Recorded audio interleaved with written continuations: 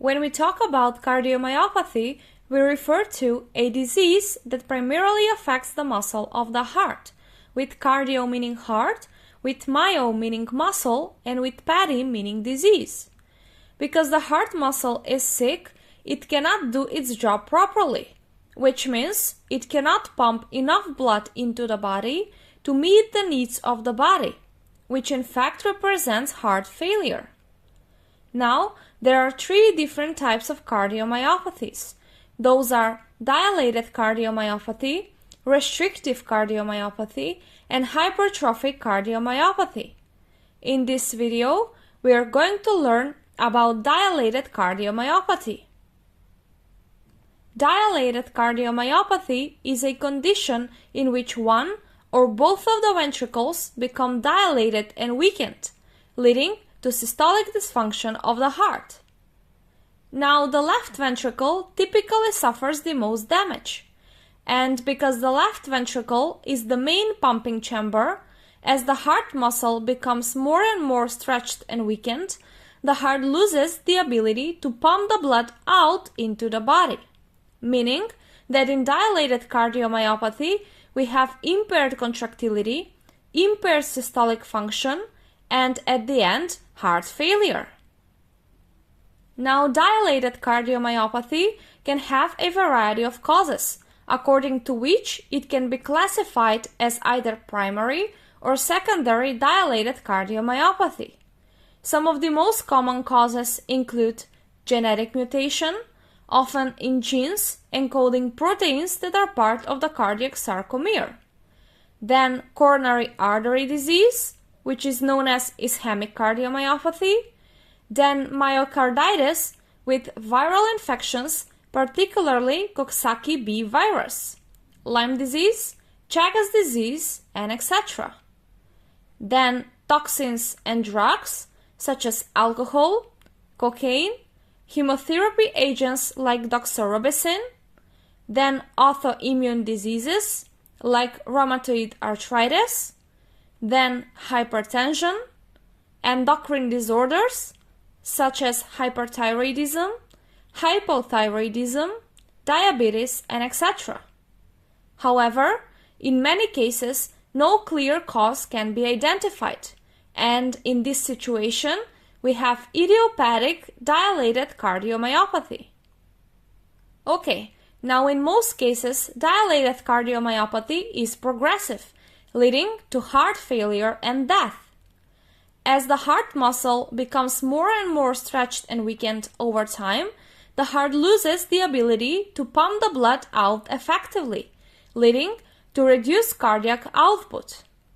In an attempt to help the heart, the sympathetic nervous system and the renin-angiotensin-aldosterone system will try to increase the heart rate, the systemic vascular resistance, and will try to increase the preload or the end diastolic volume within the chambers. Now, in normal situation, if the heart fills up with more blood during diastole, it will contract with more force and will pump more blood out during systole, as the such-called Frank-Starling law states. Now, although at the beginning these changes may be sufficient in maintaining adequate cardiac output, at the end they become overwhelmed and the heart fails. Furthermore, as the heart cannot efficiently pump the blood out of the chambers, the end systolic volume increases and the filling pressures within the heart rise, causing the blood to back up into the atria and of course into the lungs, leading to pulmonary congestion. Also, the progressive dilation of the ventricles results in significant tricuspid and mitral valve insufficiency, followed by severe regurgitation and worsened heart function. In addition, the progressive dilation of the ventricles is followed by electrical conduction system abnormalities, and thus ventricular arrhythmias and high risk of blood clot formation. Now that we already know all this, we can assume the signs and symptoms of a patient suffering from dilated cardiomyopathy.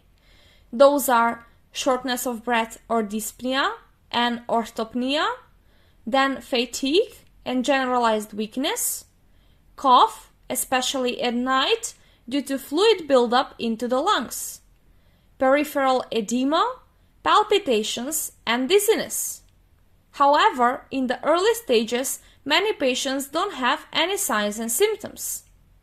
And now, since we learned the symptoms of this condition, we know that the careful evaluation of the patient's history and a thorough physical examination can lead us to the suspicion of possible present heart disease. But to prove it, we have to do some tests, such as ECG, transthoracic ultrasonography, cardiac MRI, blood tests, genetic testing, and much more. At the end, after the patient's condition is assessed, we can start with the treatment. The treatment of dilated cardiomyopathy focuses on managing the symptoms, preventing progression, and addressing the underlying cause. Options include lifestyle modifications, including adopting a heart-healthy diet, engaging in regular moderate exercise, avoiding alcohol and illicit drugs. Then medications such as ACE inhibitors, angiotensin receptor blockers, beta blockers, diuretics, anticoagulants. Then implantable devices in patients with life-threatening arrhythmias, and surgical options such as ventricular assist devices and heart transplantation. With that, we've come to an end. I hope that this video was helpful for you, and if yes, please make sure to subscribe to support me.